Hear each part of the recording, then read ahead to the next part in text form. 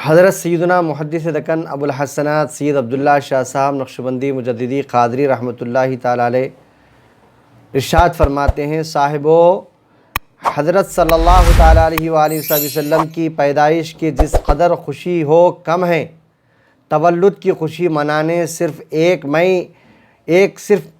میں ہی نہیں کہہ رہا ہوں، بلکہ خود خدا حکم دے رہا ہے، قرآن خود سکھا رہا ہے۔ مصطفیٰ کی دوستی ایمان ہے، مصطفیٰ کی دوستی ایمان ہے، شاہد اس پر آیت قرآن ہیں، شاہد اس پر آیت قرآن ہیں۔ قل بفضل اللہ وبرحمتہ فبذالک فلیفرحوا، سورہ یونس کی یہ آیت ہے، 11واں پارہ ہے، رکوع نمبر 6 میں اللہ تعالیٰ کا ارشاد ہوتا ہے کہ اے حبیب صلی اللہ علیہ وآلہ وسلم، آپ ارشاد فرمائیے کہ لوگوں کو خدا کے اس انعام اور رحمت پر خوش ہونا چاہیے۔ یہ اللہ کا ارشاد ہے۔ اب اس کی تشریح حضرت فرما رہے ہیں کہ اس آیت میں لفظ رحمت اور فضل جو آیا ہے، کہ لفظ رحمت سے مراد دین کی نعمت ہوتی ہے۔ جس طرح حکم ہے کہ مسجد میں آتے ہی پڑھے اللہم افتح لی ابواب رحمتک، کہ اس دعا میں لفظ رحمت سے مراد دین کی نعمت ہے، اے اللہ میرے لیے رحمت کے دروازے کھول دیجئے۔ تو یہ آپ جو مسجد میں آ رہے ہیں، رحمت کی دعا کر رہے ہیں، تو اس سے مراد ہے دین کی نعمت، یعنی مسجد میں آیا ہوں، اب مجھے دین کی نعمت عطا فرمائیے۔ تو لفظ رحمت کا معنی کیا ہے؟ یہ دین کی نعمت کو کہا جاتا ہے۔ اور اس آیت میں پھر اللہ تعالیٰ ارشاد فرماتے ہیں فضل، اللہ کی رحمت اور فضل پر کیا کرنا چاہیے؟ مسلمانوں کو خوشیاں منانا چاہیے۔ تو فضل کے معنی کیا ہیں؟ لفظ فضل سے مراد دنیا کی نعمت ہوتی ہے، کہ جس طرح مسجد سے باہر آتے وقت کی دعا اللہم انی اسألک من فضلک، اس دعا میں لفظ فضل سے مراد دنیا کی نعمت ہے، یعنی وہ مصلی جو نماز پڑھ کے جو ہے نا مسجد سے نکل رہا ہے، دعا کر رہا ہے کہ پروردگار میرے لیے، میں آپ سے جو نا آپ کا فضل مانگتا ہوں۔ تو فضل کس کو کہتے ہیں؟ دنیا کی نعمت کو کہتے ہیں۔ اس قاعدے کے لحاظ سے آیت مبارک قل بفضل اللہ وبرحمتہ فبذالک فلیفرحوا جو بتایا گیا ہے آیت میں، لفظ فضل اور لفظ رحمت سے دین اور دنیا کی تمام نعمتوں کی اصل جڑ مراد لینے کا اہتمام کیا گیا ہے۔ جی، تو اس سے اس آیت میں لفظ رحمت اور فضل کا جو تذکرہ اللہ نے فرمایا ہے، تو اس میں دین کی بھی نعمت شامل ہے، دنیا کی بھی نعمت شامل ہے۔ تو اس سے مراد کیا لینا ہے؟ اس سے مراد اس کی اصل جڑ ہے۔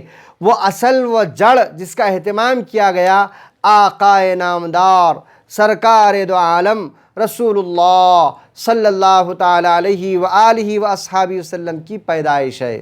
سبحان اللہ۔ حضرت محمد مصطفیٰ صلی اللہ علیہ وآلہ وصحبہ وسلم کے تشریف لانے سے دنیا اور دین کی سب نعمتیں ملیں، اس لیے تاکید پر تاکید اور حصر پر حصر کر کے یہ بتلا دیا ہے کہ اگر خوشی کے قابل کوئی چیز ہے تو حضرت رسول اللہ صلی اللہ تعالی علیہ وآلہ وصحبہ وسلم کی پیدائش ہے۔ سبحان اللہ۔ اس پر بے حد خوش ہونا چاہیے۔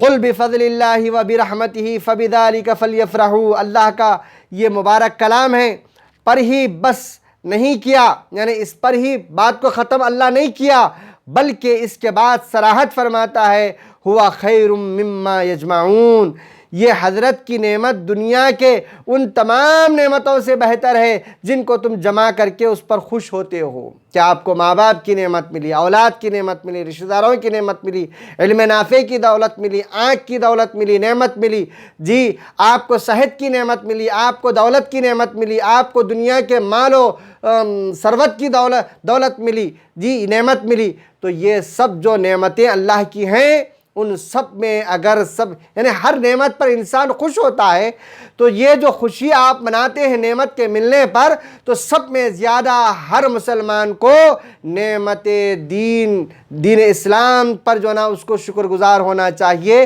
اور یہ نعمت پیارے آقا صلی اللہ علیہ وآلہ وسلم کی وجہ سے ملی ہے۔ تو اب پیارے آقا صلی اللہ علیہ وآلہ وسلم کا دنیا میں تشریف لانا رحمت للعالمین ہونے کی حیثیت سے، تو ہم گناہ گاروں کے لیے یہ جو ہے نا مژدہ رحمت ہے، مژدہ شفاعت ہے۔